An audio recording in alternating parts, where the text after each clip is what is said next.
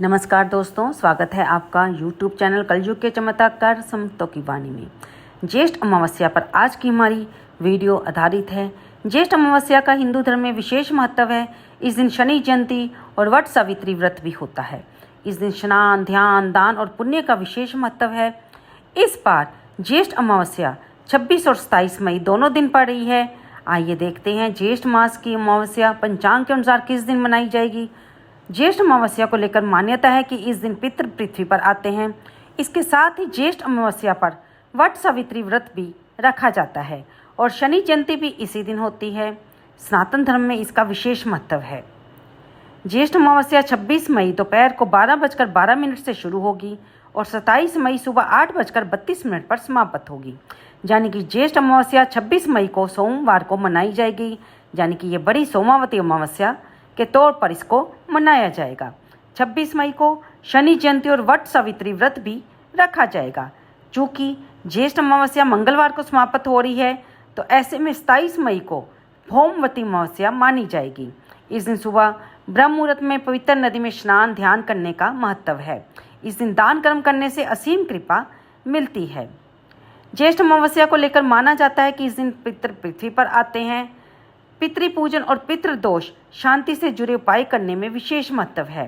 इस दिन भगवान शनि देव का जन्म हुआ था, इसलिए शनि जयंती भी मनाई जाती है।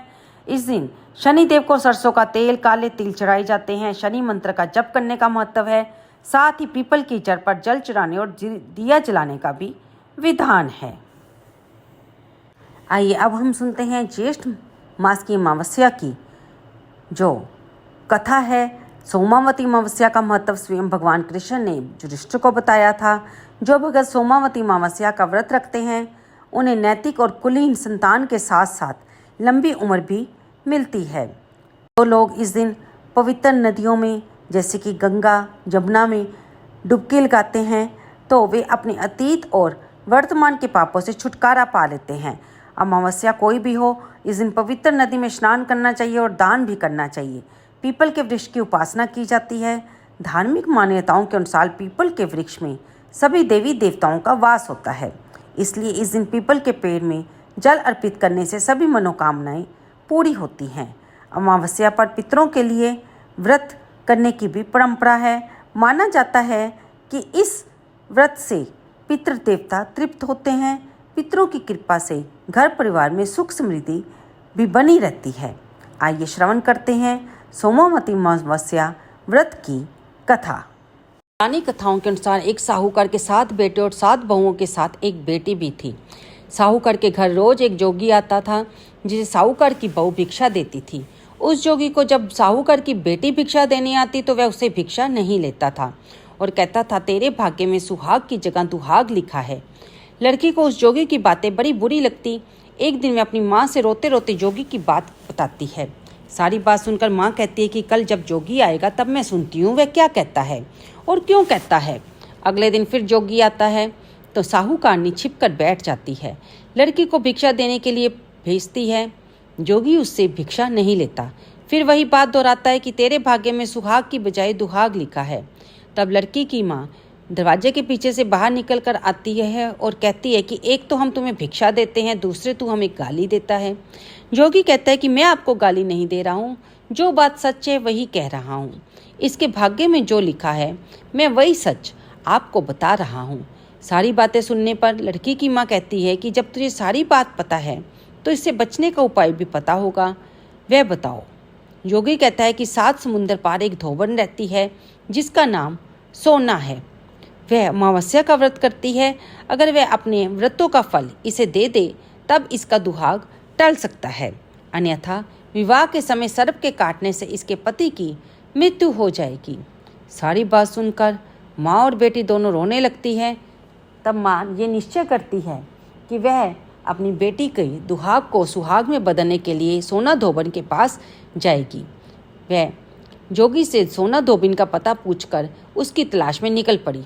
चलते चलते रास्ते में तेज धूप पड़ रही थी, जिससे बचने के लिए वह एक पीपल के वृक्ष के नीचे बैठ गई। उसी वृक्ष पर एक गरुड़ के बच्चे अपने घोंसले में थे। एक सांप आया और गरुड़ के बच्चों को खाने के लिए लपका, लेकिन साहूकार ने उस सांप को मारकर बच्चों की रक्षा की। कुछ देर बाद गरुड़नी आई तो सब जगह खून देखकर वह साहूकारनी को चोंच से मारने लगी। साहूकारनी बोली कि एक तो मैंने तेरे बच्चों को बचाया है और तू दूसरे मुझे मार रही है। तब सारी बात जानने पर गरुड़नी बोली कि तूने मेरे बच्चों की रक्षा की है, मांग जो चाहती है। साहूकारनी गरुड़नी से कहती है, मुझे 7 समुंदर पार सोना धोबिन के घर पहुंचा दो। गरुड़नी ने वैसा ही किया। साहूकारनी वहां पहुंच तो गई, लेकिन सोचने लगी कि इसे कैसे मनाऊं। सोना धोबिन की भी 7 बहुएं थी, लेकिन घर के काम को करने के लिए सदा आपस में लड़ती झगड़ती रहती थी। रात को जब सब सो जाते तो साहूकारनी अपने घर से निकलकर जहाँ पर वह रुकी हुई थी वहाँ से जाकर वह सोना धोबिन के घर जाती है और उसके घर का सारा काम कर देती है और सुबह होने से पहले ही वह अपने घर पहुँच गई। इधर जब रोज सोना धोबिन उठने पर काम हुआ देखती तो वह बहुत ही हैरान होती कि रात होते ही कौन सी बहू ऐसी है कि जो सारा काम कर देती है।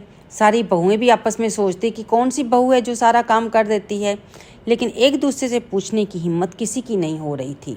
एक दिन सोना धोबिन ने भी सोचा कि आजकल बहुएं लड़ती नहीं हैं और काम भी हो रहा है। उसे कुछ दाल में काला लगा। उसने ये सारी बहुओं को बुलाया और पूछा कि आजकल तुम लड़ती भी नहीं हो और घर का भी सारा काम हो जाता है। तब सोना धोबिन को बहुओं ने बताया कि बहुएं सास को कहती हैं कि लड़ाई करने से क्या फ़ायदा, इससे हमारा ही नुकसान होता है, इसलिए हम मिलकर काम कर लेते हैं। सोना धोबिन को अपनी बहुओं की बात सुनकर विश्वास नहीं हुआ। वह रात में जाकर स्वयं देखना चाहती थी कि कौन घर का काम करता है। रात को वह छिपकर बैठ जाती है ये देखने के लिए कि कौन सी बहू काम करती है। तो रात होती है तो वह देखती है कि एक औरत चुपके से घर में घुस रही है। वह देखती है कि उसने घर का सारा काम कर दिया और जाने की तैयारी में है। जैसे ही साहूकारनी जाने लगती है तो सोना धोबिन उसे रोक लेती है और पूछती है कि तुम कौन हो, क्या चाहती हो। साहूकारनी कहती है कि पहले तुम वचन दो तब बताऊंगी। सोना धोबिन वचन देती है। तब साहूकारनी कहती है कि मेरी बेटी के भाग्य में दुहाग लिखा है, लेकिन यदि तुम अमावस्या के व्रत का फल उसे दे दोगी तो उसका दुहाग सुहाग में बदल जाएगा। सोना धोबिन वचन से बंधी थी। वह साहूकारनी के साथ चलने को तैयार हो जाती है। जाते हुए सोना धोबिन अपने बेटों व बहुओं से कहती है, मैं इस औरत के साथ इसकी बेटी को सुहाग देने जा रही हूँ, लेकिन अगर मेरे पीछे से तुम्हारे पिताजी मर जाएं तो उन्हें घी और तेल के कूप में डालकर रख देना। सोना धोबिन साहूकारनी के घर पहुंच जाती है। साहूकारनी अपनी बेटी का विवाह करती है। फेरों के समय सोना धोबिन कच्चा करवा, दूध तथा तार लेकर बैठ जाती है। कुछ समय बाद सांप आया, दूल्हे को डसने लगा तो सोना धोबिन ने करवा आगे कर दिया और तार से सांप को बांध दिया। सांप मर गया। अब सोना धोबिन ने लड़की को सुहाग दिया और कहा कि अब तक मैंने जितनी भी अमावस्या की है वह साहूकार की इस लड़की को उसका फल मिले, और अब आगे की जो मैं अमावस्या रखूंगी उनका फल मेरे पति और मेरे बच्चों को मिलेगा। सभी लोग अमावस्या माता की जय जयकार करने लगे। सोना धोबिन अपने घर वापस जाने को तैयार हुई तो साहूकारनी ने कहा कि तुमने मेरे जमाई को जीवन दान दिया है, इसलिए जो चाहो मांग लो। सोना धोबिन कहती है कि मुझे कुछ नहीं चाहिए, लेकिन फिर भी साहूकारनी उसे सुहाग का सामान, थोड़ी सी मिठाई बांधकर दे देती है। वह वहाँ से चलती है। रास्ते में चलते हुए फिर से अमावस्या आ जाती है। उसने देखती है कि रास्ते में पीपल का भी एक पेड़ है। तब उसने पीपल के पेड़ के नीचे बैठकर कहानी कही, व्रत रखा और पीपल के पेड़ की 108 बार परिक्रमा की। पीपल के पेड़ की पूजा करने के बाद वह घर जाती है तो देखती है कि उसका पति मरा पड़ा है। बच्चों ने उसे घी और तेल के कूप में रखा हुआ है। तब रास्ते में उसने जो अमावस्या की थी उसका फल अपने पति को दे दिया, जिसके प्रभाव से वह पुनः जीवित हो गया। सब कहने लगे, तूने ऐसा क्या किया कि तेरा पति जिंदा हो गया। वह कहती है, मैंने ऐसा कुछ नहीं किया है, बस रास्ते में अमावस्या तिथि आ गई थी जिसका मैंने व्रत किया, पीपल के वृक्ष की 108 बार परिक्रमा की। अब ये सुनकर सारे गांव के लोग अमावस्या तिथि के व्रत के बारे में जानते हैं और पीपल के वृक्ष की पूजा के बारे में भी वे उसका महत्व जान जाते हैं, और वे भी उस दिन के बाद से उस गांव की महिलाएं अमावस्या का व्रत रखने लगी और पीपल के पेड़ की पूजा करने लगी। हे माता, जैसे आपने साहूकारनी की बेटी को सुहाग दिया वैसे ही सबको देना। तो दोस्तों ये थी सोमावती अमावस्या की कहानी जो हमने आपके साथ शेयर की। आपको ये कहानी कैसी लगी कृपया से लाइक करें, शेयर करें और कमेंट बॉक्स में जय श्री भगवान, जय श्री हरि, हर हर महादेव, जय माता दी लिखना बिल्कुल ना भूलें।